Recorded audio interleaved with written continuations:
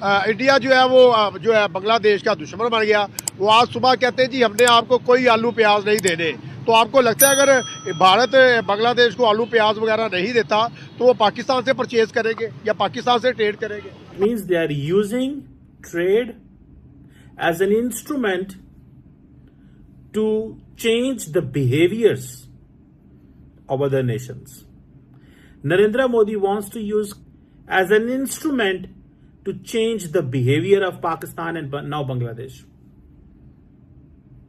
अगर ये लॉजिक नहीं बनती तो मुझे बताएं। हटाया जाएगा। इनको ना तो चाइना पसंद करता था ना इंडिया पसंद करता था। एक अमेरिका की वजह से ये चेंज हुए थे और अमेरिका में भी अब ऐसी गवर्नमेंट आ गई है जो कि इनको पसंद नहीं करती है। तो ये खत्म हो गया, इज ओवर। अच्छा, पाकिस्तान इन्हें बचा सकता है तो बचा ले, मुबारक हो। हम भी पसंद करते हैं कि पाकिस्तान जल्दी इनको हेल्प कर दे। मैंने आपको बड़े सॉफ्ट से तरीके से बता दिया कि नरेंद्र मोदी साहब जो हैं वो अब ये महसूस करते हैं this is the time to punish Bangladesh.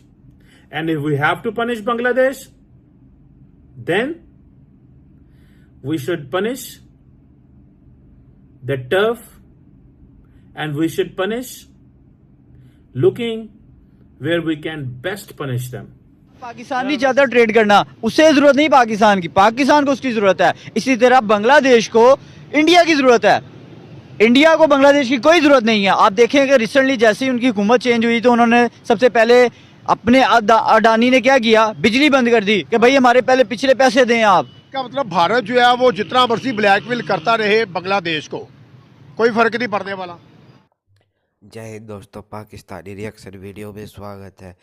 दोस्तों, कल की बात है कि भारत ने ये फैसला लिया है कि बांग्लादेश को सब्जी नहीं जाएगी, आलू प्याज नहीं जाएंगे। उसकी वजह ये है कि भारत में उनकी कीमतें बढ़ रही है।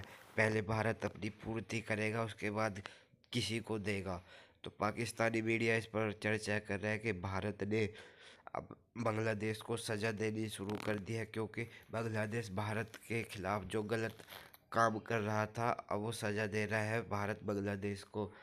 तो पाकिस्तानी मीडिया इस पर चर्चा कर रहा है कि भारत की ताकत दे तो देखो कि पाकिस्तान हो या बांग्लादेश वो किसी को भी एक एकांत में पहुंचा सकता है और कह सकता है कि तुम्हारी हमें कोई ज़रूरत नहीं है। और ये भी हकीकत है, बांग्लादेश को भारत से सस्ता सामान कोई देश नहीं देगा और किसी दूसरे देश से सामान लेगा तो महंगा आएगा। तो बांग्लादेश भी इस पर परेशान है और वहाँ के लोग अब भूखे मरने की नौबत आ जाएगी, क्योंकि पाकिस्तान जैसा हाल बांग्लादेश में हो जाएगा। तो चलिए देखते हैं रिएक्शन वीडियो। इंडिया ने जो है वो ट्रेड रोक दी कि पाकिस्तान के साथ आपने रिलेशन बेहतर क्यों किए।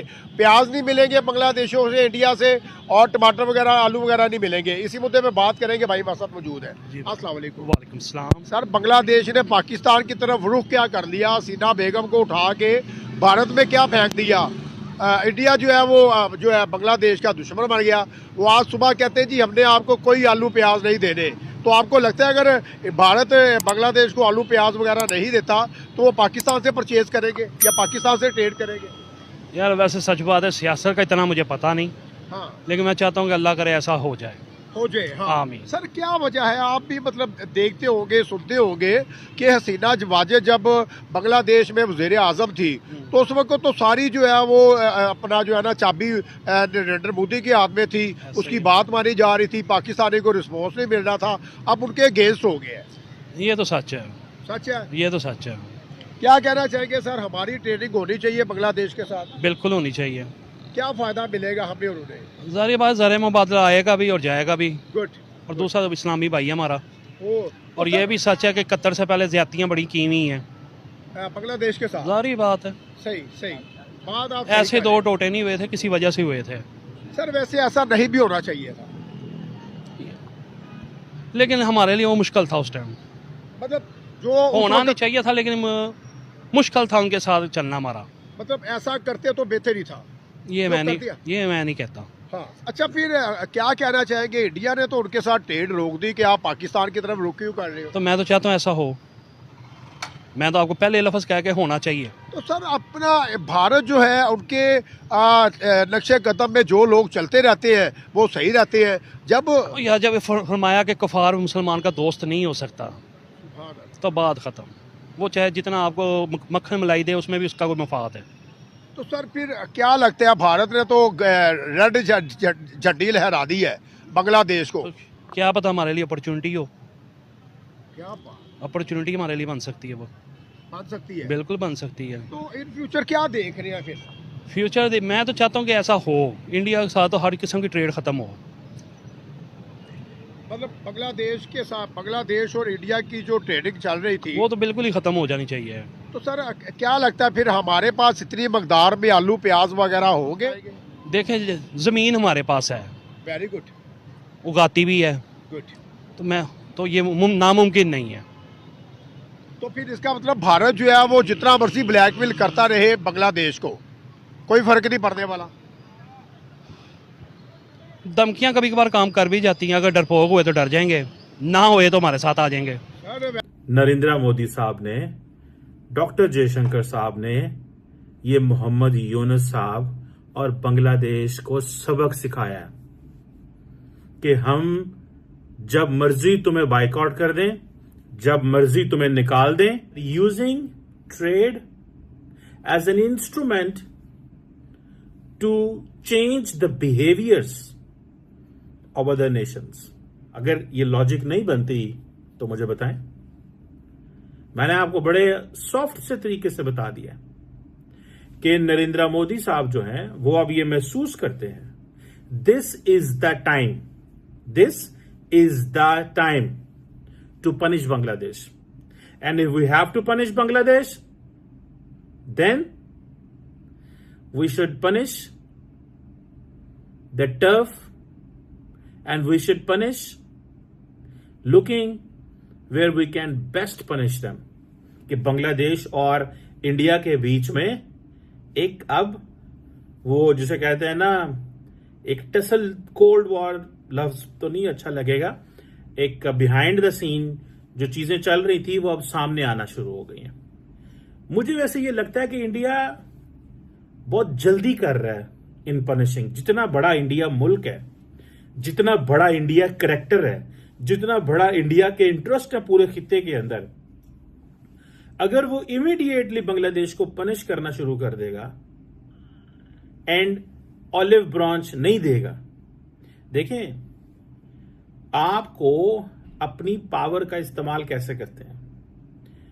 कोअर्जन इज अ टूल, जो कि उन्होंने सोचा कि ये सिग्नलिंग है, it could be a problem. याद रखिएगा, ये बहुत बड़ी प्रॉब्लम बन सकती है, ये कोई छोटी चीज नहीं है।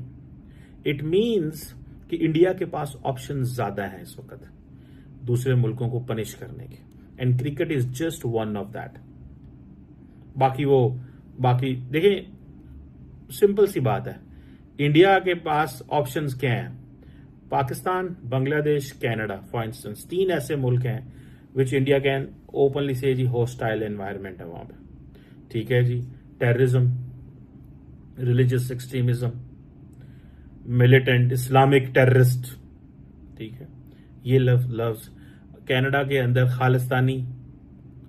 खालिस्तानी टेररिस्ट, ये वो लफ्ज जारी बात है जो इंडिया बोलता है। एक टफ लाइन वो लेते हैं, लेकिन साथ साथ वो समझते हैं कि जो इकोनॉमिक कोअर्जन है वो शुड यूज इट, बिकॉज उनको पता चल गया है कि बांग्लादेश जो है वो अब वो करेगा जो कीनिया ने किया। So they are coming for as a tit for tat, कि ठीक है अगर आप कर रहे हैं तो हम भी कर रहे हैं, हम भी पीछे नहीं हटेंगे। दिस इज एक मौकफ है उनका कि अगर आप ये कर रहे हैं ना तो हम भी नहीं पीछे हटेंगे, ये याद रखिएगा। So this is a observation, this is a process. आप इसको जो भी आप इसका नाम देना शुरू कर दें।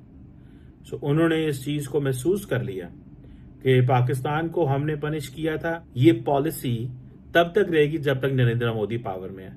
जब नरेंद्र मोदी पावर में नहीं रहते, हो सकता है वो 2034 तक 2034 तक रहें, मुझे लगता है, जो उनकी मैं जो स्टाइल ऑफ पॉलिटिक्स देख रहा हूं और जिस अंदाज से वो पॉपुलर हैं इंडिया के लोगों के अंदर, बिकॉज उनका जो ब्रांड ऑफ पॉलिटिक्स है ये लोगों को पसंद है, that's why they picked him for third time.